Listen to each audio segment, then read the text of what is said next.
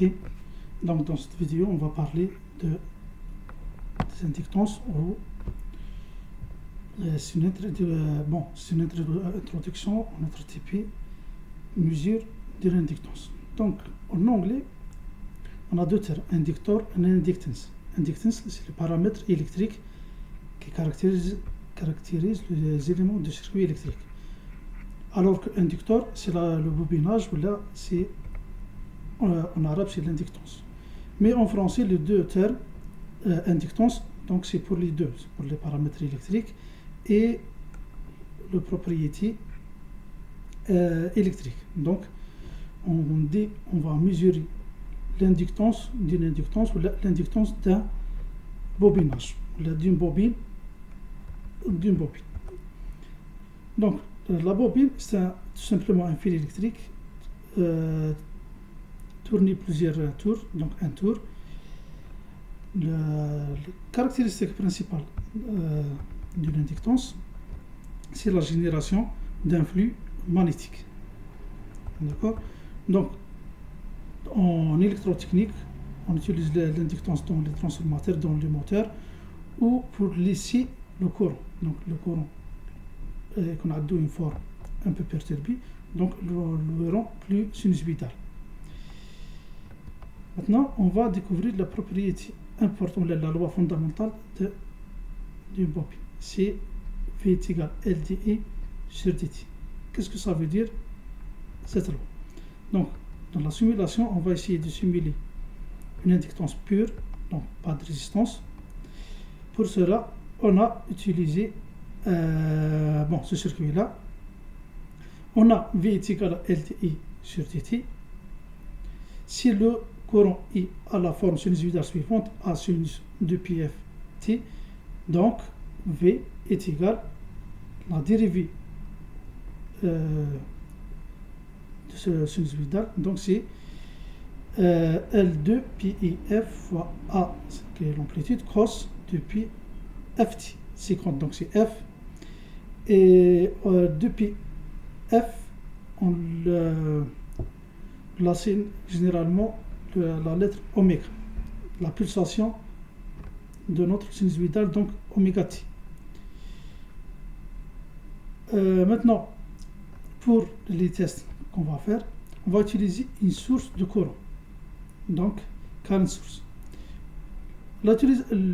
Généralement, dans la pratique, on utilise souvent les sources de tension, mais parce qu'on a ici la formule de courant qu'on va dériver, pour plus de clarité, on va utiliser une source de courant. Cette source est programmable, donc on peut lui donner une valeur constante, donc on va avoir un courant constant, DC, current, ou une forme sinusoïdale alternative, avec une amplitude de 100 et une fréquence de 50 Hz. Donc 2πf, c'est la pulsation, et on va utiliser une phase initiale de moins π. On va voir pourquoi on utilise cette phase. Maintenant, qu'est-ce que ça veut dire? V est égal à LdI sur dt. Le terme dI sur dt est similaire au terme dx sur dt. Donc, si on parle de distance, et si x c'est la distance, donc dx sur dt c'est la vitesse. Ou on appelle ça en anglais, the rate of change. Donc, comment la distance va être évoluée par rapport au temps. Maintenant, dI sur dt, c'est la même chose. On peut dire, entre parenthèses bien sûr, que c'est la vitesse du courant. Ce n'est pas dire que ça n'a pas de sens physique, mais on peut dire que c'est la vitesse du courant ou the rate of change of current. Donc, comment le courant va évoluer par rapport au temps. Donc on peut voir qu'à travers une inductance, la tension est proportionnelle à la variation du courant par rapport au temps. C'est ça l'important.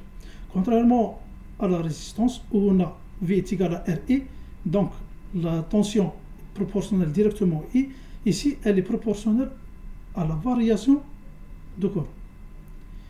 Qu'est-ce que ça veut dire? C'est-à-dire, si on a un courant constant, donc dI sur dt égale à 0, puisque on n'a pas de variation de courant par rapport au temps, on va voir qu'est-ce qu'on aura. Maintenant, après la simulation, on va ouvrir le scope.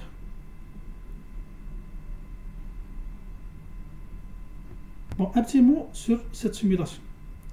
Ici, on a mesuré la tension à travers l'inductance et le courant qui traverse l'inductance toujours. On a utilisé ça. Ça, c'est un multiplexeur. On l'obtenir en utilisant, bon, suivant la bibliothèque de Simulink, la bibliothèque, on a Signal Routing et on a MUX. Ce multiplexeur, tout à fait comme le multiplexeur de logique combinatoire, il va fusionner deux signaux dans un seul signal. Donc on a deux signaux fusionnés dans un seul signal.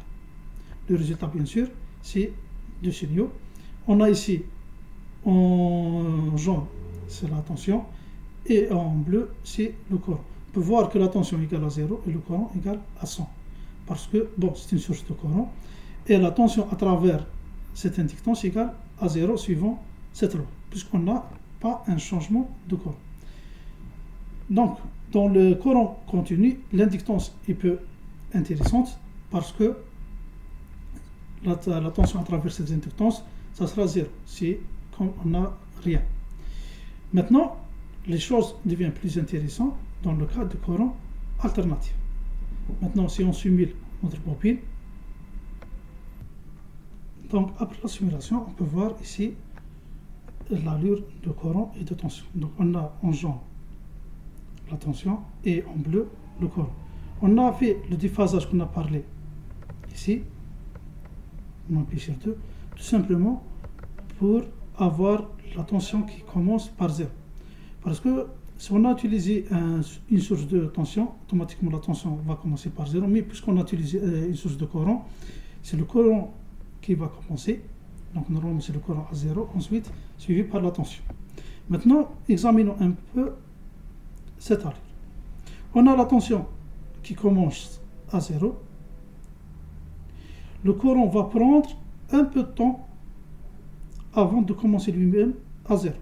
Donc, ici, la différence entre les deux points, le point initial de la tension, le point où le courant va traverser les 0 et monter vers les hautes valeurs. Donc ça correspond à quoi? Examinons un peu l'onde sinusoïdale de la tension. Maintenant, on sait qu'une onde sinusoïdale a une période de P, puisque la tension à 50 Hz, le courant à 50 Hz, donc la tension automatiquement à 50 Hz aussi, notre période c'est 0,02 secondes, ou 1 sur 50. Maintenant, la tension va commencer à 0, atteint le maximum, ensuite va baisser à 0, atteint le minimum, ensuite à 0, encore une fois. Ça, c'est une période. De 0 à 0,02, c'est la période. Ça, 0,01, c'est une demi-période. Et ça, c'est le 1/4 de période. Donc, si notre période correspond à 2P, la moitié de 2P, c'est P, et la moitié de P, c'est P sur 2. C'est-à-dire que le déphasage entre la tension et le courant, c'est P sur 2. Est-ce que on peut... Bon, ça, c'est le résultat, disons, expérimental derrière. Est-ce qu'on peut voir ça dans la formule de tension de courant? Bien sûr, on peut voir ça parce que ici, le courant, c'est sinus et la tension cosinus. Et on sait que la différence ou le déphasage entre un sinus et un cosinus, c'est P sur 2. D'accord? Donc, la théorie est confirmée par la pratique. Maintenant, est-ce qu'on peut avoir ces valeurs-là? Pour f égale à 50 Hz, donc on va fixer ici f égale à 50 Hz, 50, 2P fois 50, et A, l'amplitude de courant égale à 100, et amplitude égale à 100, et L, la valeur de l'inductance égale à 2 10 puissance moins 3. Donc on va écrire ici 2 Donc, quelle sera l'amplitude, on sait que l'amplitude du courant c'est 100, quelle sera l'amplitude de la tension? Donc, bon, on va calculer ça avant. On a 2 fois PI fois 50 fois 100 fois L, qui est 2 moins 3. Donc c'est 62,83. Est-ce que c'est notre valeur ici?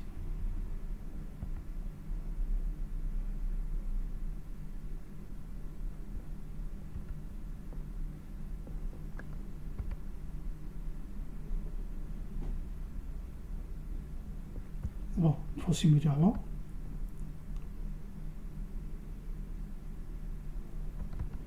Maintenant, on va faire le zoom. Et c'est 62,80. Bon, entre 8, 80 et 85. Donc je pense que c'est 83. Pesez-moi encore. Donc c'est 83. D'accord? Et ça correspond à la valeur trouvée dans la théorie.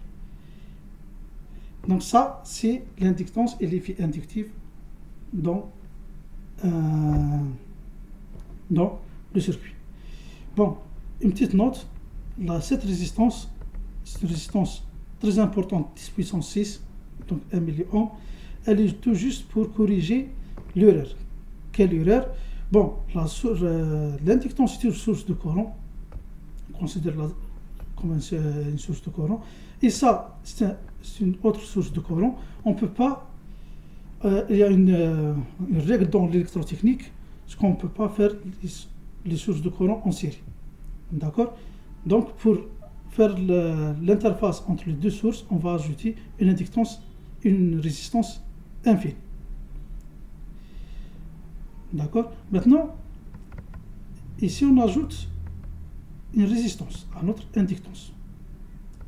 On a vu, bon, avant de simuler, que le déphasage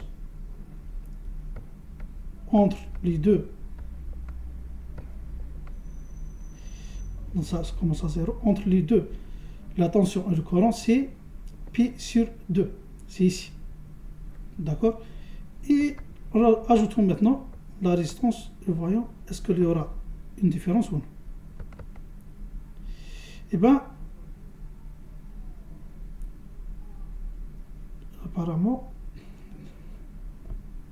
bon, pas de différence. Augmentons maintenant la résistance.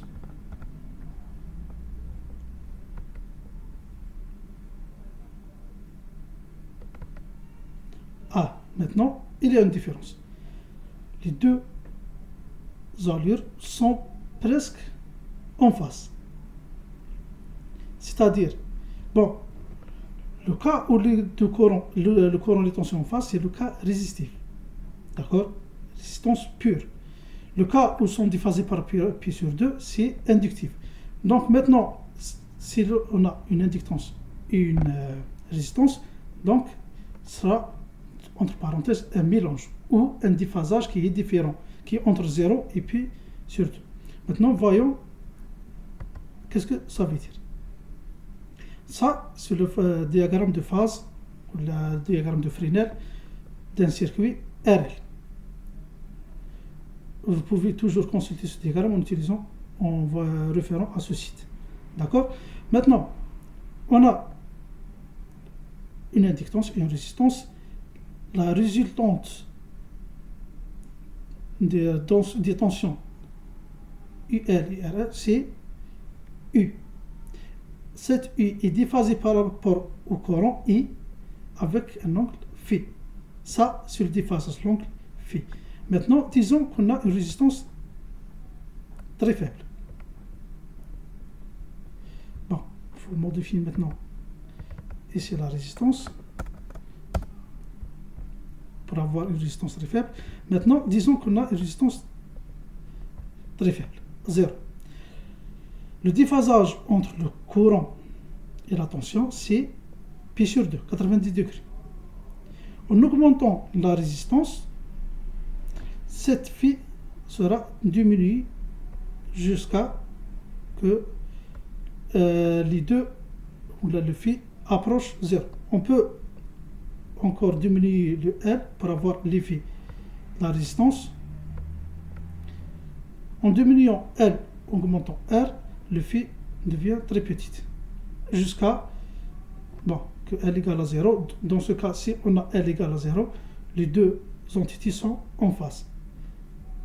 Donc vous pouvez toujours consulter le site et essayer plusieurs valeurs de R et de L de telle façon modifier l'angle R ou le déphasage entre l'angle phi, déphasage entre U et I. Ça, ce qu'on a fait maintenant. En modifiant la valeur de la résistance, on a modifié le déphasage de l'angle phi. On peut modifier encore. Et maintenant, on peut voir qu'il est un peu différent de pi sur 2 parce que, pi sur 2 c'est ici. Il est un peu différent de pi sur 2, ainsi de suite. Ça, c'est l'effet de résistance. Donc la résistance va diminuer le déphasage. Bien sûr, ce n'est pas tout au propos de l'inductance. Il y a toujours beaucoup de choses à dire par rapport à l'inductance, mais ça, je pense que c'est l'essentiel pour avoir une idée des inductances avant d'entamer notre TP et sur la mesure des résistances. Le plus important, c'est de se souvenir que V est égal à LDI sur dt, c'est le changement de DI sur dt. Un dernier mot, ici, au début, vous pouvez voir que le V est très grand. Très grand et commence à diminuer après, jusqu'à la valeur de V. Pourquoi? Parce que DI sur dt, toujours par rapport au DI sur dt, un changement très rapide de courant par rapport au temps, c'est-à-dire une tension très importante.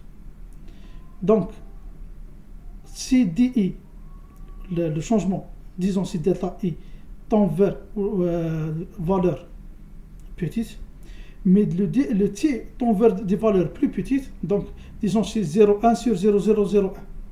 Donc ça donne une valeur très importante.